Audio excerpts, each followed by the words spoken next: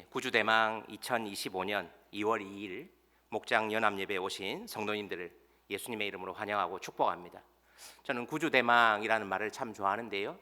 우리는 예수님의 다시 오심을 기다리는 2025년을 살아가고 있습니다.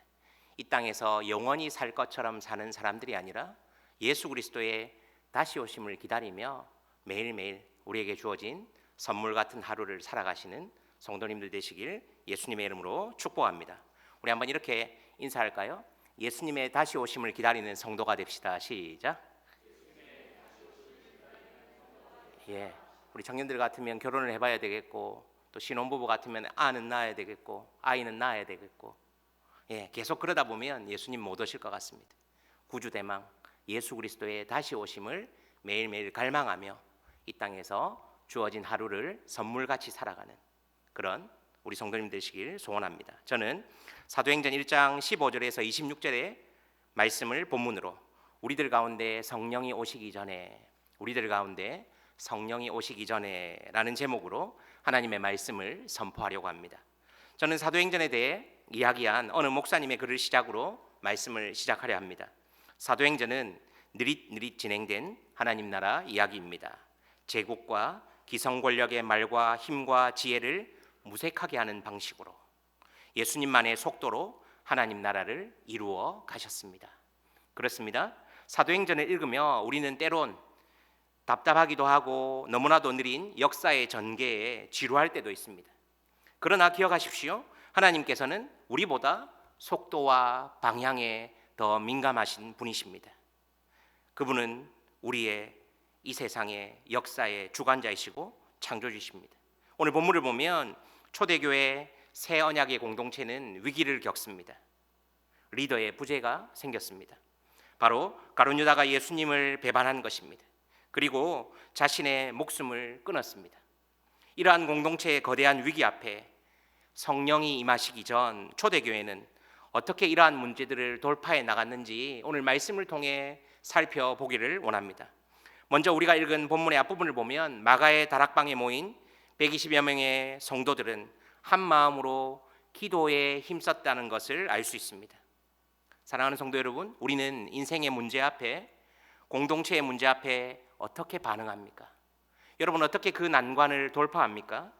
겉으로는 신앙을 이야기하고 하나님 나라를 이야기합니다. 그러나 힘이 더 가깝고 돈이 더 가까운 것이 우리의 현실입니다. 저는 단연코 여러분에게 도전합니다. 우리는 단연코 돈을 사랑하는 자들입니다. 예배 마치고 예배당 문 밖을 나갈 때 차가 긁혀 있으면 예배 때 받았던 은혜는 다 날아갑니다. 누군가라도 앞지르기라 하면 우리의 삶의 예배는 한순간에 무너집니다. 하나님 사랑한다고 하지만 돈이 더 가깝고 힘이 더 가깝습니다. 그런데 초대교회 새 언약의 공동체는 그 순간 기도했습니다. 그것도 한 마음으로 기도에 힘썼습니다. 기도가 무엇입니까? 팀 켈러 목사님은 이렇게 이야기합니다. 기도란 하나님이 거룩한 말씀과 은혜로 시작하신 대화를 끊임없이 이어가서 마침내 주님과 온전히 만나는 단계에 이르는 일이 기도다라고 했습니다. 저도 이 팀 켈러 목사님의 정의에 전적으로 동의합니다. 그런데 우리가 기도를 해도 하나님과의 대화가 끊어진 것 같고 우리의 상황은 더욱더 깊은 구렁텅이로 빠질 때도 있는 것이 우리가 살아가는 삶의 현실입니다. 여러분 그렇지 않습니까? 그럼에도 불구하고 우리는 왜 기도합니까? 기도하는 성도만이 때로는 하나님의 무응답의 시간이 있는 것 같지만 기도하는 성도만이 그 무응답의 시간을 믿음으로 이겨나갈 수 있기 때문에 기도하는 것입니다. 저는 여러분에게 2025년 도전합니다. 이제 새해가 지났습니다. 구정이 지났습니다. 새벽의 기도의 자리, 수요 기도의 자리에 작심삼일 하십시오. 모이기를 힘쓰십시오. 지난주에 담임 목사님이 얘기했던 것처럼 모여서 하나님 앞에 기도하고 흩어지면 하나님 나라 삶의 백성을 사는 것입니다. 그것이 성도입니다. 단순하지만 간명하지만 그렇게 살아가는 것입니다. 기도하지 않고 하나님 앞에 문제 앞에 그저 나와서 복을 비는 신앙이 아니라 위기의 순간 하나님 앞에 기도하는 것입니다. 무응답의 시간과 같은 그 시간들을 기도하는 사람만이 믿음으로 견딜 수 있습니다. 그래서 우리는 하나님과 온전히 만나기 위해 기도하는 것입니다. 초대교회 공동체는 교회의 위기 앞에 먼저 기도했다는 것을 기억합시다. 그리고 이어서 베드로 사도는 이렇게 선포합니다. 16절을 보십시오. 세 번역입니다. 형제자매 여러분, 예수를 잡아간 사람들의 앞잡이가 된 유다에 관하여 성령이 다윗의 입을 빌어 미리 말씀하신 그 성경 말씀이 마땅히 이루어져야만 하였습니다. 이게 세 번역의 번역인데요, 제가 이것을 메시지 성경으로 찾아보았습니다. 친구 여러분, 오래전에 성령께서 다윗을 통해 예수를 체포한 자들의 길잡이가 된 유다에 대해 말씀하셨습니다. 그 성경 말씀은 성취되어야 했고 이제 성취되었습니다. 아멘. 초대교회의 지도자 베드로 사도는 12사도 가운데 재정을 관리했던 핵심 사도, 가룟 유다의 죽음을 말씀의 성취로 이해했고 그것을 모인 성도들 앞에서 이야기했습니다.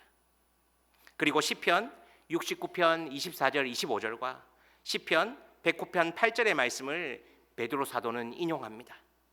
초대교회 공동체의 위기를 타개한 첫 번째 솔루션이 기도였다면 두 번째는 바로 말씀이었습니다. 말씀이 교회의 기준이 되었습니다.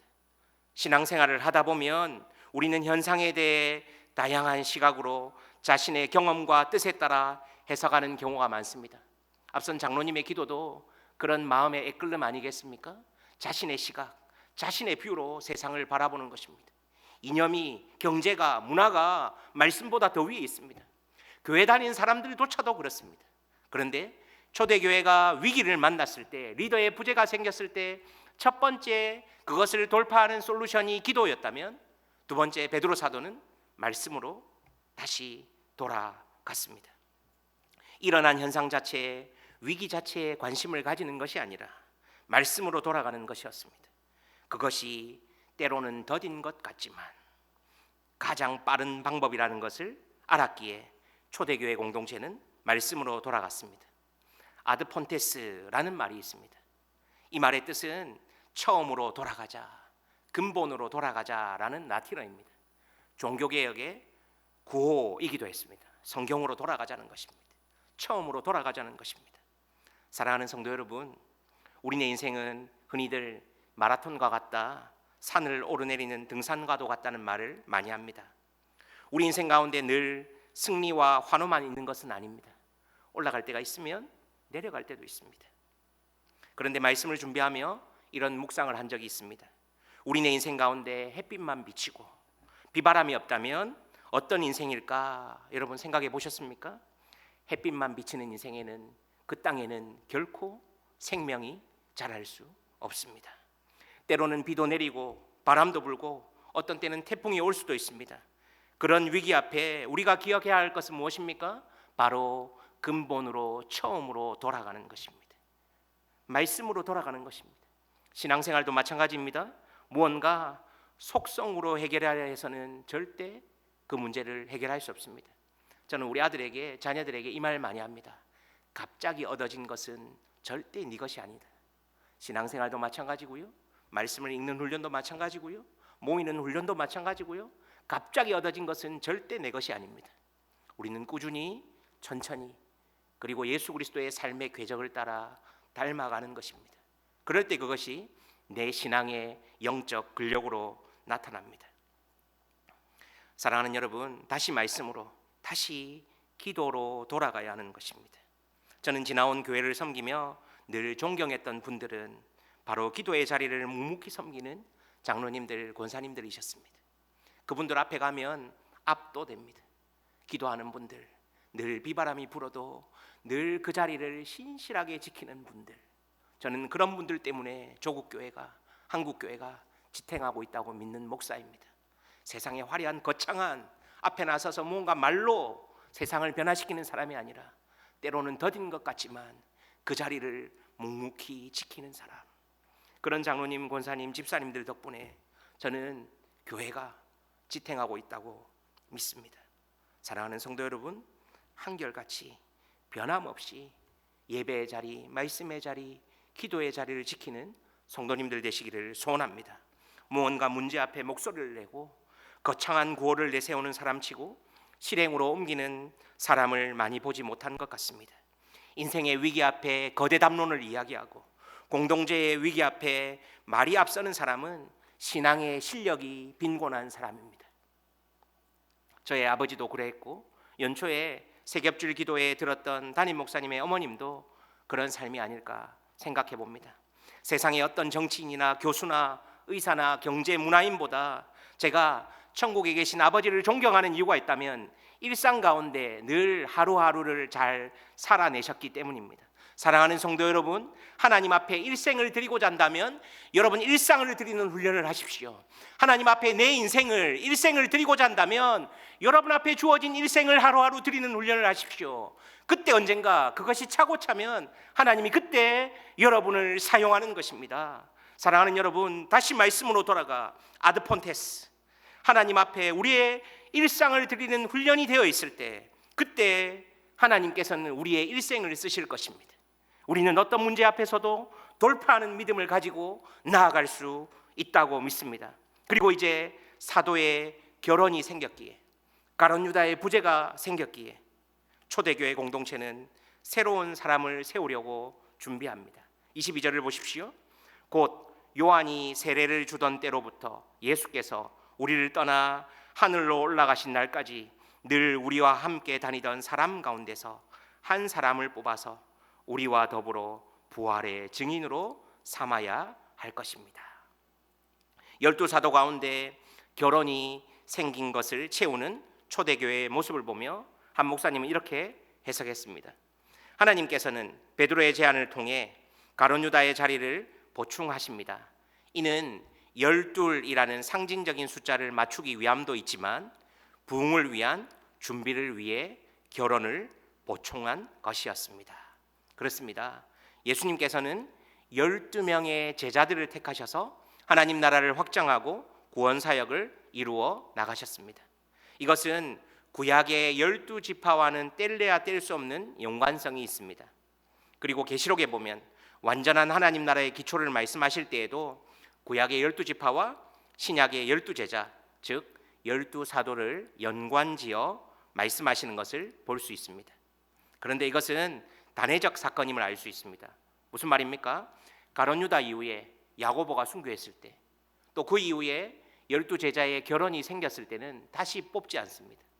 지금 이제 초대교회가 막 시작하면서 첫 번째 결혼이 생겼을 때 상징적으로 하나님께서는 사람을 세우는 것입니다.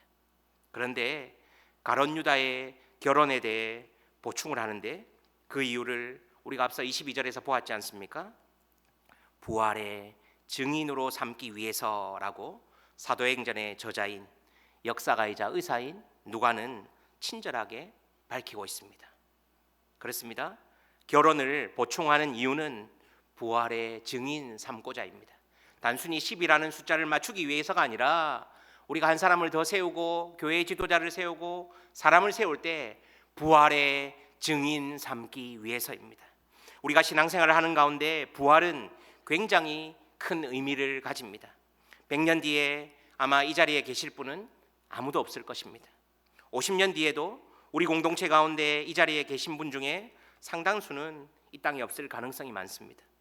그러나 우리가 부활 신앙을 가진다는 것은 언젠가 영광스럽게 천국 광장 한복판에서 만날 것을 소망하며 그렇게 살아가는 것입니다. 저는 부활 신앙 하늘 소망이 주는 위대한 경험을 했습니다. 2020년 12월 15일 아버지께서는 소천하셨습니다. 하나님의 부르심을 받았습니다. 저보다 더 성실하게 신실하게 하루하루를 택시 운전을 하시면서 그렇게 살아가시는 아버지가 갑자기 하나님이 데려오 가셨을 때 원망도 들더라고요. 참 슬펐습니다. 한동안 우울증도 오고 힘들었습니다. 그런데요, 하늘 소망이라는 찬양도 듣고 성경의 곳곳의 부활의 기록을 살펴보면서 그래 맞지, 그렇지, 이 땅에서 하루하루 신실하게 주어진 일상을 살아내다가 영광스럽게 하나님 나라 한복판에서 사랑하는 사람들, 아버지 영광스럽게 만나야지, 그렇게 하루하루 살아가고 있습니다. 왜냐하면 제가 사랑하는 사람들을 그저 부재로 끝나는 것이 아니라 다시 만날 것에 대한 확신, 그것이 바로 부활 소망 아닙니까? 여러분, 우리가 교회당 문 안에는 들어와 있지만 부활을 믿지 못하고 다시 만날 것을 믿지 못한다면 얼마나 신앙생활 하는데 슬픈 일입니까? 사랑하는 성도님들에게 도전합니다. 오늘 우리에게 주어진 선물 같은 하루하루를 사랑하는 사람 더 사랑하며 살다가 하나님 나라 천국관장 한복판에서 영광스럽게 다시 만난 날을 꿈꾸며 그렇게 살아가시기를 소원합니다. 우리가 믿고 고백하는 개혁주의 전통의 교리문답서 가운데 하이델베르그 교리문답이 있습니다. 그 가운데 45문을 보면 이렇게 기록해 놓았습니다. 제가 문하면 여러분이 답을 읽어주십시오. 그리스도의 부활은 우리에게 어떤 유익을 줍니까? 첫째, 그리스도는 자신의 부활로서 죽음을 이기셨으며 그래서 죽음으로써 얻으신 의에 우리로 참여할 수 있도록 하셨습니다. 둘째, 그의 능력으로 말미암아 우리도 이제 새로운 생명으로 다시 살아났습니다. 셋째, 그리스도의 부활은 우리의 복된 부활에 대한 확실한 보증입니다. 할렐루야, 아멘이십니까? 네. 그리스도의 부활은 우리의 복된 부활에 대한 확실한 보증입니다. 초대교회는 결혼에 대해서 한 명의 부재가 생겼을 때 어떻게 합니까? 부활의 증인 삼기 위해 새로운 사람을 세운 것입니다. 그냥 12명, 24명 숫자를 맞추기 위해서가 아니라 사람을 세우기 위한 목적이 분명했습니다. 부활의 증인 삼기 위해서. 사도의 결혼을 보충할 근거 중 중요한 것은 바로 부활의 증인 삼기 위해서였습니다. 여기서 증인이란 단어가 우리가 많이 들어봤던 것처럼 헬라어로 마르티스라고 합니다. 증인이라고 합니다. 이것은 법적 용어인데 목격했던 것을 그대로 이야기하거나 들은 것을 정확히 옮기는 사람을 마르투스라고 합니다. 그런데 헬라어 마르투스는 영어의 순교자 뜻을 가진 단어의 어원이 된다고 하는 학자들도 있습니다. 영어의 마르터의 어원이 되는 단어가 헬라어 마르티스입니다. 그렇다면 초대교회의 부활의 증인의 삶은 어떠했습니까? 예수 믿고 고난당하고 예수 믿고 핍박당하고 예수 믿고 오늘 말씀을 전하다가 내일 사자굴에 가고 예수 믿고 승리당하는 모습을 우리는 잘 볼 수 없습니다. 오늘 우리가 예수님을 믿고 교회에 나오는 목적과는 어쩌면 너무나도 달랐는지 모릅니다. 오늘 우리가 교회에 나오는 목적은 무엇입니까? 대다수의 우리의 기도 제목은 예수 믿고 자녀가 잘 되고 예수 믿고 내 사업 잘 되고 예수 믿고 성공하고 예수 믿고 뭔가 잘 되고 예수 믿고 뭔가 풀리고 그렇습니다. 고난의 한복판을 걸어가고 있는 성도님들 신방하고 나아갈 때 그렇게 문제가 빨리 해결되었으면 참 좋겠습니다. 그러나 초대교회가 영향이 있었던 이유는 마르투스 증인의 삶을 살았기 때문입니다. 순교적인 삶을 살았기 때문입니다. 예수 믿고 실패하는 것 같고 예수 믿고 망하는 것 같고 예수 믿고 세상에서 인정받지 못하는 것 같지만 부활의 증인으로서의 삶, 하나님 나라에 대한 영광스러운 그 부활의 증인의 고백이 있었기 때문에 그들은 어떠한 고난과 환난 가운데서도 예수 믿는 것이 실패로 보이지 않았습니다. 우리의 모습은, 우리의 교회는, 우리의 삶은 어떠합니까? 초대교회의 부활을 경험한 증인의 공동체는 어쩌면 오늘날의 교회와는 확연히 달랐습니다. 그것이 초대교회가 가지는 영향력입니다. 2025년을 살아가는 사랑하는 성도님 여러분, 오늘을 살아가는데 교회에 나오면서 순교를 각오하고 피 흘림이 있는 그런 시대는 아닌 것 같습니다. 적어도 이 사회는 그런 것 같습니다. 물론 핍박과 어려움 가운데 매주 정말 헌신적으로 교회에 나오시는 그런 성도님들도 계실 것입니다. 하지만 피를 흘려 죽음을 각오하고 예수님을 믿는 적색 순교의 시대는 아니라고 할지라도 지난 울산에서 사역할 때 담임 목사님께서 이런 표현을 많이 쓰셨던 걸 기억이 나는데요. 우리는 삶의 모든 영역에서 거룩하고 구별된 백색 순교의 삶을 살아갑시다. 오늘 이 시대에 여러분 교회 나오기 위해서 죽음을 각오하고 피 흘림을 각오하고 나오시는 분이 있습니까? 그런 시대는 아닙니다. 그런 적색 순교의 시대는 아닙니다. 그러나 우리의 삶의 모든 영역 가운데서 백색 순교의 삶을 사는 것입니다. 때로는 좀 더딘 것 같고 지는 것 같지만 하나님 나라를 꿈꾸고 한 영혼을 위해 주의 몸된 교회를 위해 우리에게 주어진 일상을 하루하루 살아가다가 하나님 앞에 영광스럽게 서는 것입니다. 그것이 저는 백색 순교의 삶이라고 믿습니다. 저는 소망합니다. 우리 교회가 부활의 공동체, 예수님의 복음을 전하는 증인의 공동체, 더 나아가 세상 가운데 하나님 나라를 선포하는 선교적 교회로 귀히 쓰임 받기를 소망합니다. 할렐루야. 그리고 마지막으로 살펴볼 부분은 무엇입니까? 24절과 25절을 제가 개역 개정으로 한번 읽어드리겠습니다. 그들이 기도하여 이르되 무사람의 마음을 아시는 주여, 이 두 사람 중에 누가 주님께 택하신 바 되어 봉사와 및 사도의 직무를 대신한 자인지를 보이시옵소서. 유다는 이 직무를 버리고 제 곳으로 갔나이다 하고, 마띠아를 뽑는 과정에서 24절을 보십시오. 기도로 사람을 세웠음을 볼 수 있습니다.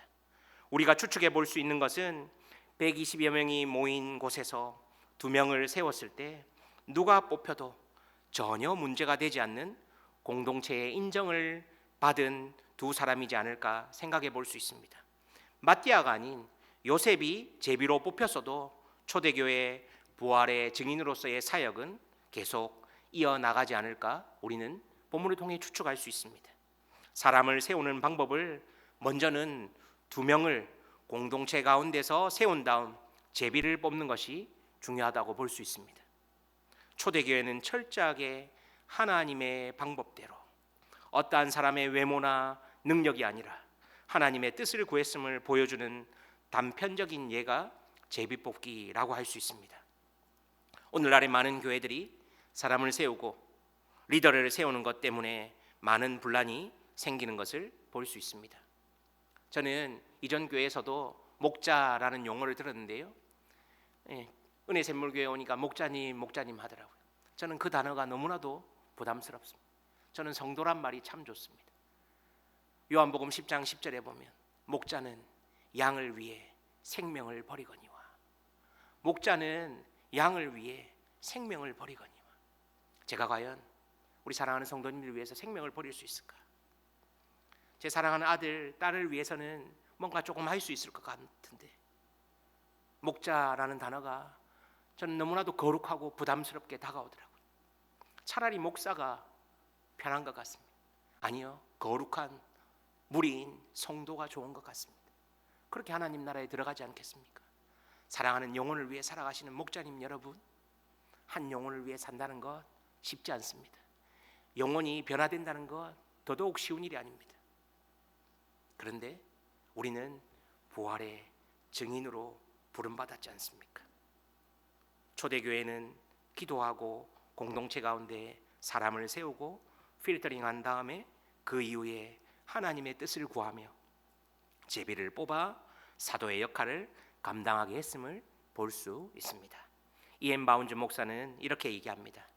하나님의 방법은 사람이다. 하나님은 사람을 통해 일하신다. 오늘날 교회는 더 나은 방법, 더 나은 조직, 더 나은 무언가를 찾고 있지만 하나님은 더 나은 사람을 찾고 계신다. 복음의 영광과 효능은 복음을 선포하는 사람에게 달려있다. 오늘날의 교회가 필요로 하는 것은 더 많은 혹은 더 나은 기구, 더 고상한 방법이 아니다. 성령은 괴액이나 귀에게 기름 부으시는 것이 아니라 사람에게 임하신다. 성령은 괴액이나 귀에게 기름 부으시는 것이 아니라 사람에게 임하신다. 우리의 음량이 어떻고 우리의 조명이 어떻고 우리의 시스템이 어떻고가 아니라, 우리의 예배 분위기가 어떻고 우리의 어떤 모습이 아니라, 하나님은 여러분 각 개인에게, 사람에게 성령 충만하게 임하십니다. 교회가 필요로 하는 것은 성령이 쓰실 수 있는 사람, 즉 기도의 사람, 기도에 능한 사람인데, 성령은 방법을 통해 흘러나오지 않고 사람을 통해서 역사하신다. 이엠 바운즈는 이렇게 이야기합니다. 사랑하는 성도님 여러분, 기억하십시오. 초대교회는 어떠한 시스템이나 양육 프로그램이 아니라 철저하게 기도하고 말씀에 순종된 사람이 성령의 역사를 경험하며 부활의 증인되어 교회를 세워나갔습니다. 저는 사랑하는 성도님들께 도전합니다. 우리의 사역의 시작이 초대교회처럼 기도가 되기를 소원합니다. 우리의 사역의 마침이 기도가 되기를 소원합니다. 그래서 기도보다 말씀보다 앞서지 않는 공동체가 우리 교회이길 소망하며 기대합니다. 이제 말씀을 마무리하려 합니다. 사랑하는 성도님 여러분, 이 땅에서 하나님 나라와 복음을 위해 부활의 증인으로 살아가기를 소원합니다. 그리고 언젠가 우리의 생이 다하는 그날, 그것이 끝이 아니라 영광스러운 부활에 참여하게 될 것을 꿈꾸며 기대하시며 살아가시길 바랍니다. 바울이 살던 그 시대도 사도행전의 저자인 역사가이자 의사인 누가가 살던 그 시대도, 그리고 오늘을 살아가는 우리 시대도 고난과 고통의 정도만 다를 뿐 우리네 인생은 늘 위기와 고난이 찾아올 수 있습니다. 공동체도 마찬가지입니다. 그때마다 우리는 다시 처음으로, 다시 본질로 돌아가기를 소원합니다. 다시 말씀으로, 다시 기도로 돌아가는 아드폰테스, 다시 처음으로, 다시 근원으로, 다시 근본으로 돌아가는 것입니다. 그리고 더 나아가 적색 순교를 넘어서 백색 순교의 삶을 살아가는, 우리 삶의 모든 영역에서 그러한 백색 순교의 삶을 살아가시는 성도님들 되시기를 바랍니다. 우리들 가운데 성령이 임하시기 전 위기와 고난 앞에 초대교회 공동체가 철저하게 기도와 말씀으로 부활의 증인을 세웠던 것처럼 주의 몸된 교회 은혜샘물교회가, 우리 성도님들이 그런 초대교회 공동체의 삶을 살아내고 말씀을 살아내고 더 나아가 적색 순교를 넘어 백색 순교의 삶을 사는, 그래서 언젠가 우리가 하나님 앞에 설 때 이 땅에서 우리에게 주어진 일상을 하루하루 잘 살아내다가 하나님 나라 천국 광장 한복판에서 영광스럽게 사랑하는 사람들 만나며 그렇게 다시 만난 날을 꿈꾸며 살아가는 부활의 증인으로 살아가는 우리 사랑하는 은혜샘물교회 모든 성도님들 되시기를 예수님의 이름으로 기대하고 기도하고 소망합니다. 이 시간 한번 들었던 말씀을 생각하면서 함께 기도하며 나아갈까요?